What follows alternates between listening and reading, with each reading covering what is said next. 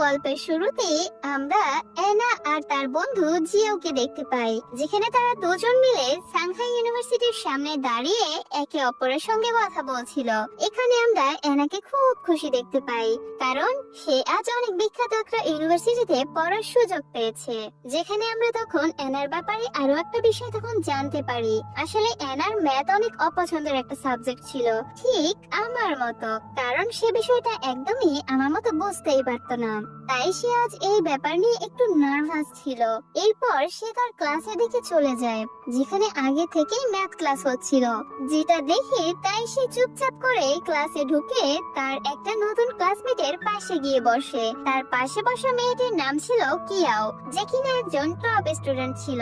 কিছুক্ষণের মধ্যেই যখন সে বুঝতে পারে তার পাশে বসে থাকা অ্যানা নামের এই মেয়েটি ম্যাথে অনেক খারাপ, তখন সে নিজেই তার কাছ থেকে উঠে অন্য সিটে গিয়ে বসে পড়ে।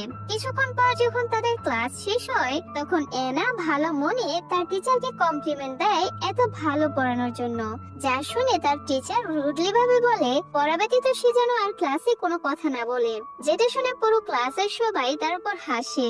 এর পরের সিনে আমরা লাইব্রেরির সিন দেখতে পাই, যেখানে কিয়াও একটা বই খুঁজছিল, যেটা কিনা অনেক উপরে ছিল, তাই সে সেটার নাগাল পাচ্ছিল না। ঠিক এমন সময় আমাদের নায়ক জিয়াও এসে তার বইটি তখন নামিয়ে দেয়। এই ব্যাপারটি দেখে কিয়াও কিছুটা তখন ইমপ্রেস হয়ে যায়, কারণ জিয়াও দেখতে খুব সুদর্শন ছিল। এরপর জিয়াও সেখান থেকে সোজা হেঁটে অ্যানার কাছে যায়, যেখানে অ্যানা তাকে বলে সে গত 1 ঘন্টা যাবত একটা অঙ্ক অনেকবার মেলানোর চেষ্টা করছে, কিন্তু এত কিছুর পরও সে বুঝতেই পারছে না কিভাবে অঙ্কটা করতে হবে। এই সব কিছু শুনে জিয়াও কিছু না বলে তার ব্যাগ থেকে একটা ড্রিঙ্কস বের করে, যেটা ছিল অ্যানার খুব পছন্দের। যেটা দেখে তখন অ্যানা লাইব্রেরি ইনচার্জের থেকে লুকিয়ে ড্রিঙ্কসটি খেতে শুরু করে, যেখানে তাদের ঠিক পেছনে বসেছিল কিয়াও, যে কিনা তাদেরকে দূর থেকে দেখছিল। এইসব কিছু দেখে কিছুক্ষণ পর কিয়াও ইচ্ছে করে জিয়ার পাশ ঘেঁষে লাইব্রেরি থেকে তখন চলে যায়। এই ব্যাপারটা জিয়ার তখন একটু অদ্ভুত লাগে। এর পরের সিনে কিয়াও যখন ক্লাসের ভেতরে আসে, তখন সে এসে দেখতে পায় সম্পূর্ণ ক্লাসের ভেতরে অ্যানাবাদের সবাই পড়াশোনা করছে। এখানে কিয়াও ছিল এই ক্লাসের সিআই, তাই সে এসব দেখে অ্যানাকে দিয়ে ব্ল্যাকবোর্ড মোছানোর কাজ, খাতা ডিস্ট্রিবিউশনের কাজ এবং ক্লাসরুম পর্যন্ত মোছার কাজ করায়। এরপর অ্যানা যখন এই ব্যাপারে তাকে জিজ্ঞাসা করে, তখন কিয়াও বলে তুমি বাদে সবাই পড়াশোনা করছিল, তুমি একজন যে কিনা কম কষ্ট করো, তাই আমার মনে হয়েছে তোমারই এই সব কাজগুলো করা উচিত। যা শুনে অ্যানার খুব কষ্ট লাগে, যার কারণে এরপর রাতে সে বাসায় গিয়ে খুব চেষ্টা করে আজ থেকে পড়াশোনা ভালো করে করার জন্য। এর পরের দিন অ্যানা যখন ক্লাসে আসে, তখন সে দেখতে পায় সব ক্লাসমেটরা তার খাতা নিয়ে খুব হাসাহাসি করছে, কারণ সে প্রত্যেকবারের মতো এবারও ক্লাস এক্সামে সবার লাস্ট হয়েছিল, যার কারণে অ্যানার তখন খুব মন খারাপ হয়। এরপর সে যখন তার ক্লাস থেকে বের হয়ে বারান্দা দিয়ে হাঁটছিল, তখন হঠাৎ সে চাইনিজ ডিপার্টমেন্ট ক্লাসের একটা সুন্দর টিচারকে দেখতে পায়, যেটা দেখে অ্যানা নিজেকে নিজে বলতে থাকে সে যদি আর চাইনিজ ডিপার্টমেন্টে পড়তে পারতো তাহলে সে অনেক খুশি হতো। যা পেছন থেকে তখন কিয়াও শুনে নেয় আর বলে আমি যদি তোমার জায়গায় হতাম তাহলে এতদিনে কবেই নিজেকে স্কুল থেকে ট্রান্সফার করিয়ে নিয়ে নিতাম। যা শুনে অ্যানা কিছুটা তখন রেগে গিয়ে বলে আমি তোমাকে এবার নিজেকে ফাইনাল এক্সামে টপ করিয়েই দেখাবো। এদিকে কিয়া তখন কথাটি শুনে তাকে বেস্ট অফ লাক জানিয়ে ওখান থেকে চলে যায়। তারপরেই আমরা অ্যানাকে লাইব্রেরিতে দেখতে পাই, যে কিনা অনেক চেষ্টা করছিল পড়াশোনায় উন্নতি করার জন্য, কিন্তু সে অঙ্কই ঠিক মতো করতে পারছিল না, বাকি সাবজেক্ট কি করে পারবে। তখন সে তার গডের কাছে প্রে করে যেন সে তাকে সাহায্য করার জন্য কাউকে পাঠায়, কোনো গার্ডিয়ান অ্যাঞ্জেলকে যেন সে পাঠায়। এই দোয়া করতে করতেই হঠাৎ তার ঘুম চলে আসে। ঠিক তখনই আমরা দেখতে পাই একটি হ্যান্ডসাম ছেলে লাইব্রেরি থেকে হেঁটে আসছে, যার নাম কিনা ছিল সু। সু তখন অ্যানাকে ডেকে তোলে। অ্যানা ঘুম থেকে উঠে তাকে দেখে তার সিনিয়র ভাবতে শুরু করে। এদিকে অ্যানার এমন একজনকে অনেক প্রয়োজন ছিল যে কিনা তাকে পড়াশোনায় সাহায্য করবে, তাই সু এখানে এসেছে তার পড়াশোনায় তাকে সাহায্য করার জন্য। এসব দেখি তখন অ্যানার কিছুক্ষণ আগের কথা তখন মনে পড়ে। আসলে সে ঘুমিয়ে যাওয়ার আগে গডের কাছে তাকে সাহায্য করার জন্য অ্যাঞ্জেলকে নিয়ে প্রার্থনা করেছিল। এসব ভেবে এনা তখনই কল্পনা করতে থাকে এই অ্যাঞ্জেল তার সব কথা শুনবে, ঠিক যেমন রূপ কথার মতো। এরপরে সু তার পরিচয় দেয় সে একজন স্পিরিট অফ ম্যাথ, যার কাজ এনার মতো দুর্বল স্টুডেন্টদেরকে সাহায্য করা। যেটা শুনে তখন এনা তাকে বলে, আচ্ছা তুমি কি প্রস্তুত আমাকে মাস্টার বলার জন্য? যা শুনে সু কোনো কথা না বলে তার হাতে একটা শিডিউল ধরিয়ে দেয়, যেটা এখন থেকে এনাকে মানতেই হবে। আর এটার পর সু হঠাৎ করে ম্যাজিক্যালি তখন গায়েব হয়ে যায়, যা দেখে এনা তখন খুব অবাক হয়ে যায় আর ভাবে এতক্ষণ তার সাথে যা ঘটলো তা কি আসলে সত্যি নাকি। এর পরের দিন আমরা সকাল 5টায় সুকে এনার জন্য মাঠে অপেক্ষা করতে দেখি। এর কিছুক্ষণ পর সু এনাকে কল করে, কিন্তু এদিকে এনা তখনও নাক দিকে দিকে ঘুমিয়ে যাচ্ছিল। তখন সু এর কথা মতো এনা মাঠে চলে আসে, কিন্তু সুযোগ পেতেই অলস মেয়েটি মাঠ থেকে পালিয়ে যায়। পরের সিনে এনা যখন ব্রেকফাস্ট করছিল তখন সে মনে মনে সুকে এত স্ট্রিক্ট মেন্টর হওয়ার কারণে খুব বকাঝকা করছিল। ঠিক সেই সময় সু সেখানে চলে আসে আর এনাকে নিয়ে লাইব্রেরিতে চলে যায় পড়াশোনা করার জন্য। কিন্তু সেখানেও এনা তখন ঘুমাচ্ছিল, কিন্তু সু এনাকে ঘুমাতে দেয় না। তাই এনা সু এর কাছ থেকে বাঁচার জন্য পানি খাওয়ার বাহানা করে সেখান থেকে চলে যেতে চায়, কিন্তু সাথে সাথেই সু তার সামনে পানির বোতল এনে দেয়, যার কারণে তার এই বুদ্ধিটা সম্পূর্ণরূপে জলে চলে যায়। আর কি বা করবে এখন এনা? তাই সে পানি খেয়ে তার দুষ্টু মাথায় কিছুক্ষণ ভাবার পর আবার সুকে বলে সে বাথরুমে যাবে, যেটা শুনে সু তখন বলে ঠিক আছে, কিন্তু 5 মিনিটের মধ্যে চলে আসতে হবে। এনা সেখান থেকে উঠে যখন লুকিয়ে লাইব্রেরি থেকে পালিয়ে যাওয়ার চেষ্টা করে, ঠিক তখনই সু তাকে ধরে ফেলে, যেটা দেখে এনা তখন বলে আমি ম্যাথ করতে চাই না, আমার ম্যাথ করতে ভালো লাগে না। সো তার কথা তখন মেনে যায় এবং তাকে যেতেও দেয়। এদিকে এনা যখন গ্রাউন্ডে যাচ্ছিল তখন হঠাৎ তার ফোনে তার বান্ধবীর মেসেজ চলে আসে। সেখানে লেখা ছিল সে যেন এইবার অন্তত ভালো করে পড়াশোনায় মনোযোগ দেয়, যা দেখে সে অনেকটা শক খায়। ঠিক তখনই পেছন থেকে সু এসে বলে সে এত সহজে তাকে এখান থেকে যেতে দেবে না।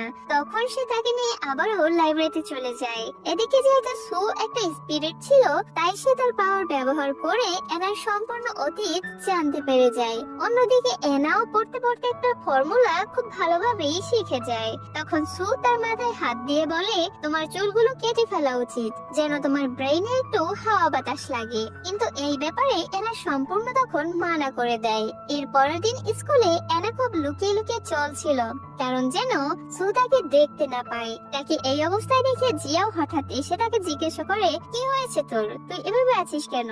ঠিক সেই সময়ই এনার কাছে সুয়ের কল চলে আসে আর জিয়াও সেটা পিক করে, যার কারণে কোনো উপায়ান্তর না পেয়ে এনার তখন কথা বলতে হয়। সে ফোন ধরে বলে আপনি যে নাম্বারে ফোন করেছেন সে এখন খুব ব্যস্ত আছে, অনুগ্রহ করে কিছুক্ষণ পর ফোন করুন, ধন্যবাদ। এ কথা বলে এনা জলদি তখন ফোনটা কেটে দেয়।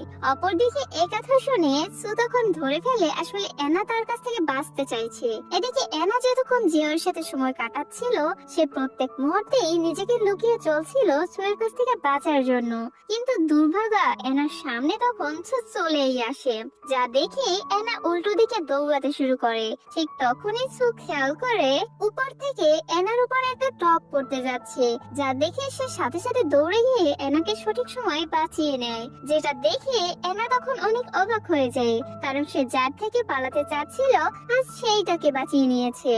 যেটা দেখে এবার সে একদম লক্ষ্মী মেয়ের মতো সুয়ের সাথে পড়তে চলে যায়। এর পরের দিন আমরা এনা আর সুকে গ্রাউন্ডে দেখি, যেখানে এনা দৌড়াচ্ছিল। দৌড়াতে দৌড়াতে এক পর্যায়ে ক্লান্ত হয়ে সে সেখানেই শুয়ে পড়ে, যেটা দেখে তখন সেখানে সু চলে আসে। তখন এনা তার দিকে অপলক ভাবে তাকিয়ে থাকে, কারণ সু দেখতে অনেক সুন্দর ছিল। এর কিছুক্ষণ পর তাদের ক্লাসে একটা পরীক্ষা হয়, যেখানে কিনা প্রথমবারের মতো এনা ব্রিলিয়ান্ট স্টুডেন্টের মতো সবার লাস্ট হয়নি, বরং সে একজনের আগে এসেছে, যেখানে তার ম্যাথ একটু ইমপ্রুভ হয়েছিল, যার কারণে সে কিছুটা খুশিও ছিল।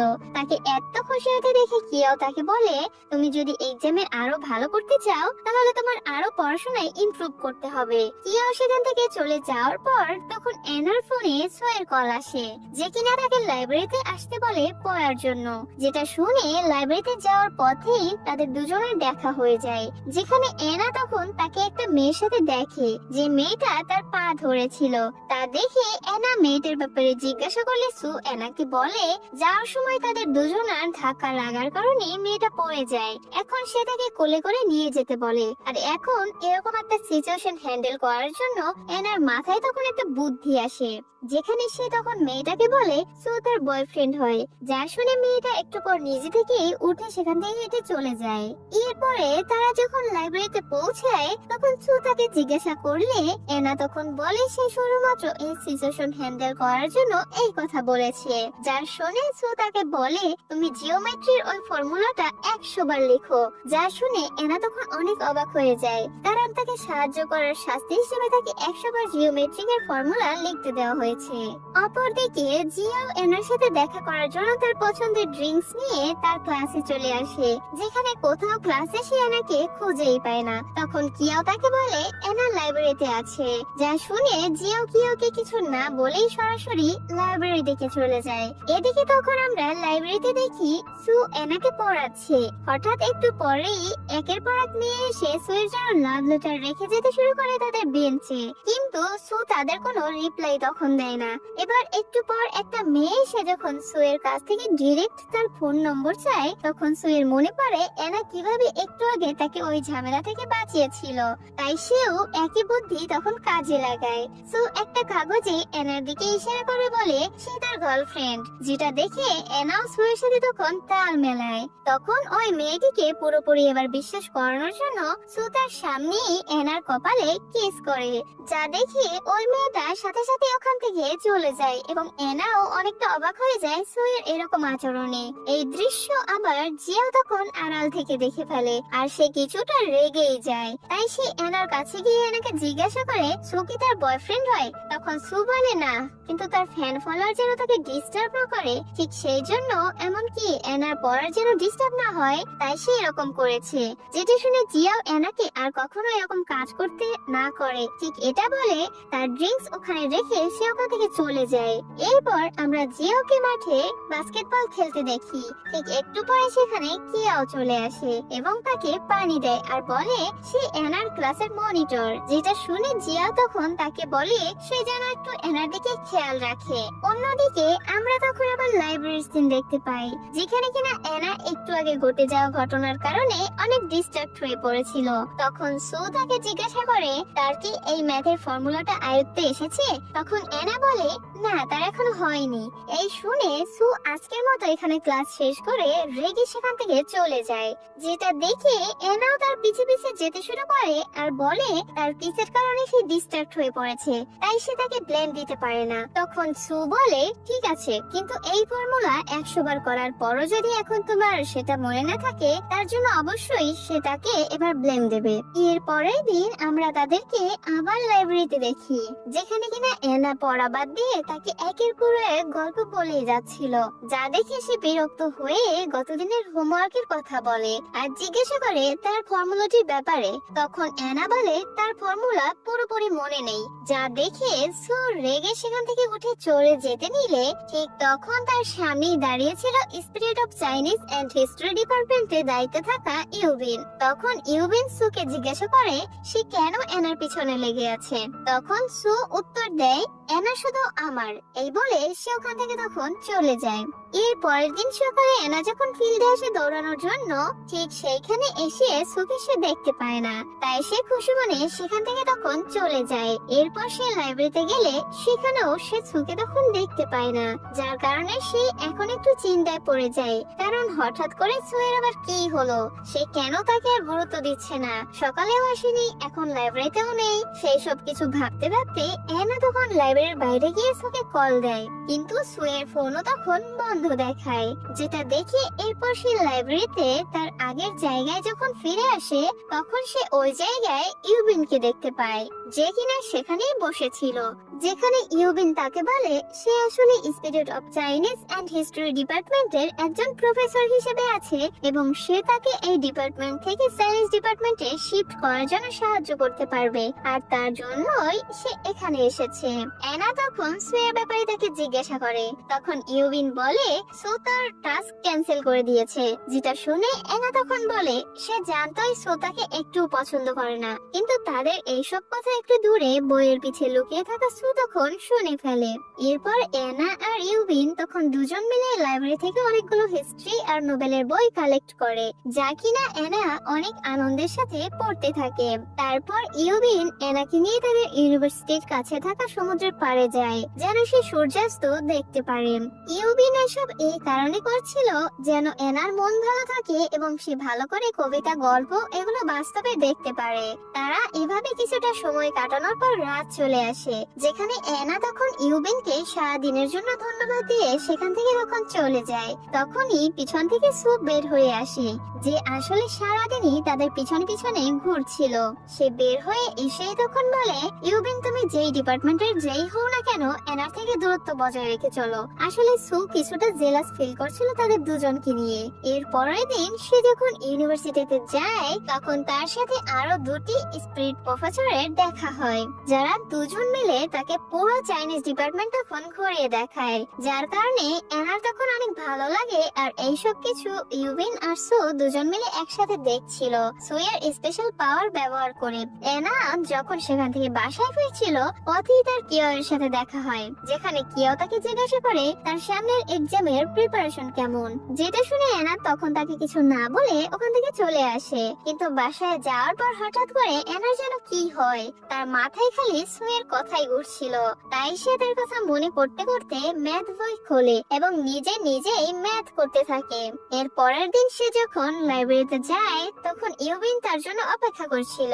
তখন এনা ইউবিনকে জানায় সে আসলে ম্যাথ ডিপার্টমেন্টেই ঠিক আছে, সে হিস্ট্রি ডিপার্টমেন্টে শিফট হতে চায় না। এই কথা শুনে ইউবিন অনেক অবাক হয়ে যায়, কিন্তু সে তাকে বলে সে এনার নেওয়ার ডিসিশনের উপর ভরসা রাখে। ঠিক এটা বলে সে ওখান থেকে এনাকে বাই বলে ম্যাজিক্যালি গায়েব হয়ে যায়। অপরদিকে সু আর ইউবিন যখন একসাথে হাঁটছিল তখন অন্যদিকে লাইব্রেরিতে বসে এনা মনে মনে সুকে দেখেই যাচ্ছিল, কিন্তু সু তখন বলে আর যাই হয়ে যাক না কেন সে এত সহজে তার সামনে যাবে না। এরপর আমরা এনার হোস্টেলের সিন দেখি, যেখানে তার রুমমেট হলিডেতে চলে যায়। এখন সবার ছুটির সময় ছিল, কিন্তু এনা কোথাও যায় না, বরং সে সারাদিন লাইব্রেরিতে বসেই পড়াশোনা করতে থাকে। এভাবে পড়তে পড়তে রাত হয়ে যায়। এই সব কিছুই লোকে সু তখন দেখছিল।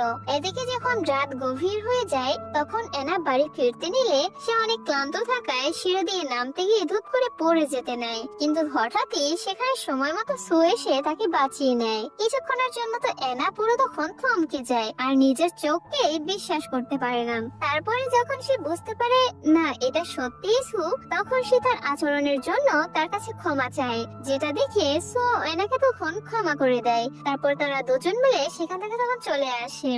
এর পরের দিন এনার যখন ঘুম ভাঙে তখন সে নিজেকে সুয়ের রুমে দেখতে পায়, যেটা দেখে তখনই তার মনে পড়ে গত রাতে সে যখন তার বাসাতে এসেছিল তখন সে অনেক ক্লান্ত থাকার কারণে ঘুমিয়ে গিয়েছিল। তাই সু তাকে নিয়ে এখানে এনে শুইয়ে দেয়। এনা এইসব কিছু ভাবতে ভাবতে খোলা চোখেই তখন দিবা স্বপ্ন দেখা শুরু করে। সে নিজেকে আর সুকে রোমান্টিক দৃশ্যে কল্পনা করতে শুরু করে আর মিটিমিটি হাসতে থাকে। একটু পরে সু এসে তাকে উঠে যেতে বলে এবং এনা গিয়েই তখন দেখতে পায় সু তার জন্য বড় একটা রুটিন লিস্ট তার চোখের সামনে বানিয়ে রেখেছে এবং এই রুটিন যেন এনা এবার ঠিকঠাক মতো মানে আর সু যেন এ ব্যাপারে খেয়াল রাখতে পারে। তাই সু তাকে তার বাসাতেই থাকতে বলে। এরপরে সে তাকে পড়তে বসতে বলে। এনা অনেকক্ষণ ধরে পড়ছিল, কিন্তু এতক্ষণেও সু তাকে ব্রেকফাস্টের কথা বলে না, যার কারণে সে রেগে গিয়ে কিচেনে চলে যায় আর সেখানে গিয়ে সে সবকিছু খুঁজতে শুরু করে, কিন্তু সে সব জায়গায় শুধু বই পায়, কারণ সু তার মানুষ ছিল না যে তার খাবার প্রয়োজন ছিল। তাই সে শেষমেশ এনাকে নিয়ে একটা সুপার শপে চলে যায়। সেখান থেকে তার প্রয়োজনীয় অনেক কিছু কেনে এবং আসার পথে সে এক মহিলার কাছ থেকে তার সব স্ট্রবেরি কিনে নেয়। মহিলাকে লোকটি তাকে সবগুলো স্ট্রবেরি কেনার জন্য ডিসকাউন্ট দিতে চায়, কিন্তু সে ডিসকাউন্ট না নিয়ে পুরো টাকাটাই তখন দিয়ে দেয়। এখানে সু তার ভালো মানসিকতা দেখে অনেক খুশি হয়। এরপরে বাসায় গিয়ে এনা তার জন্য অনেক অনেক খাবার রান্না করে, আর এখানে সু প্রথমবারের মতো এনার জোড়াজোড়িতে মানুষের খাবার টেস্ট করে, যা তার অনেক ভালো লাগে। এরপর সে এনাকে পড়তে বসতে বলে, আর সে থালা বাসন ধুতে কিচেনে তখন যেতে নেয়। ঠিক সেই সময় এনা তার অ্যাফ্রনটা সুকে পড়াতে গিয়ে ভুলক্রমে তখন তাদের হাগ হয়ে যায়, যেটা দেখে এনা লজ্জা পেয়ে তখন পড়তে চলে আসে। এদিকে অনেকক্ষণ যাবৎ এনা পড়তে থাকার পর সুয়ের কোনো সারা শব্দ এনা তখন পায় না, কিন্তু হুট করেই আচমকা সে কিছু শব্দ পেলে দৌড়ে সে কিচেনে চলে যায়। সে গিয়ে দেখে সেখানে সু অনেকক্ষণ ধরে এক্সপেরিমেন্ট করছিল, আর এমন কিছু আবিষ্কার করার চেষ্টা করছিল যা দিয়ে থালা বাসনগুলো ধুতে পারবে। তখন এনা তাকে ডিশ ওয়াশার দেখিয়ে ডিশ ওয়াশার দিয়ে থালা বাসন ধোয়া শেখায়। এরপর যখন রাত হয়ে যায় তখন সুয়ের প্রথমবারের মতো ক্ষুধা অনুভব হয়, তাই সে এনার কাছে গিয়ে আগে খাবার বানাতে বলে। এরপর তারা দুজন মিলে যখন রাতের খাবার খাচ্ছিল, ঠিক এমন সময় এনা সুয়ের দিকে তাকিয়ে খুব আবেগ আপ্লুত হয়ে যায়, কারণ এই প্রথমবার কেউ তার হাতের খাবার খাচ্ছিল। যেখানে এনা তখন সুকে বলে আসলে সে সবসময় একা একাই থাকে, এমনকি তার বার্থডেতেও, কারণ তার বাবা মা দুজনই অনেক ব্যস্ত মানুষ, তারা কখনোই তাকে ঠিকঠাক সময় দিতে পারে না। ঠিক তখনই হঠাৎ করে তাদের ডোরবেল বেজে ওঠে, যেখানে কিনা তার জন্য অনেক বড় একটা সারপ্রাইজ অপেক্ষা করছিল। এনা দরজা খুলেই তখন সে দেখতে পায় আজ তার জন্মদিন উপলক্ষে হিস্ট্রির টিচারেরা এমনকি ইউবিনো এখানে এসেছে তাদের সাথে তার জন্মদিন উদযাপন করার জন্য। সবাই মিলে খুব সুন্দর করে বার্থডে সেলিব্রেট করে, যেখানে সু তাকে একটা গিফটও করে। উপরটি খুলেই এনা তখন দেখতে পায় সেখানে একটা ম্যাথ বই রয়েছে, যা দেখে সে মনে মনে বলে এই বেটার কি মনে একটু মায়া দয়াও নেই। এরপর তার বার্থডে পার্টিতে এনা বসে যখন একটা স্পিরিটের সাথে কথা বলছিল, সেখান থেকে সে তখন জানতে পারে প্রত্যেক সাবজেক্টের জন্য একটা করে স্পিরিট রয়েছে, যারা কিনা তার কাছেই যায় যার তাদের সবচেয়ে বেশি প্রয়োজন, অর্থাৎ যারা সবচেয়ে বেশি দুর্বল তাদের নিকট তারা যায়। তখন এনা বুঝতে পারে যে কেন আসলে মাস্টার সু তার কাছে এসেছে। অপরদিকে আমরা তখন জিয়াওকে দেখি, যার কিনা হঠাৎই তখন মনে পড়ে আজকে তো এনার বার্থডে। দূরে থাকার কারণে সে এনাকে ভিডিও মেসেজের মাধ্যমে বার্থডে উইশ পাঠায়। এর পরের সিন সুয়ের ঘরে শিফট করা হয়, যেখানে কিনা এনা অনেক আনন্দ করছিল এবং সে অনেকটা ড্রিঙ্কসও করে ফেলে, কিন্তু আমাদের ইমোশনলেস সু একটা কোনায় বসে বসে সে সবকিছু শুধু দেখছিল। একটু পরে অতিরিক্ত ড্রিঙ্কস করার কারণে এনা সুয়ের জন্য একটা রোমান্টিক গান গায় এবং সবার সামনেই বলে সু আমি তোমাকে ভালোবাসি। ঠিক এটা বলে সে তার আরো কাছাকাছি চলে আসতে থাকে, আর এখানেই এই সিরিজের প্রথম পর্বটি শেষ হয়ে যায়। আশা করি খুব শীঘ্রই নেক্সট পার্ট নিয়ে তোমাদের সামনে হাজির হয়ে যাব। সেই পর্যন্ত সবাই ভালো থাকো, আর এতক্ষণ আমার সাথে থাকার জন্য সবাইকে ধন্যবাদ।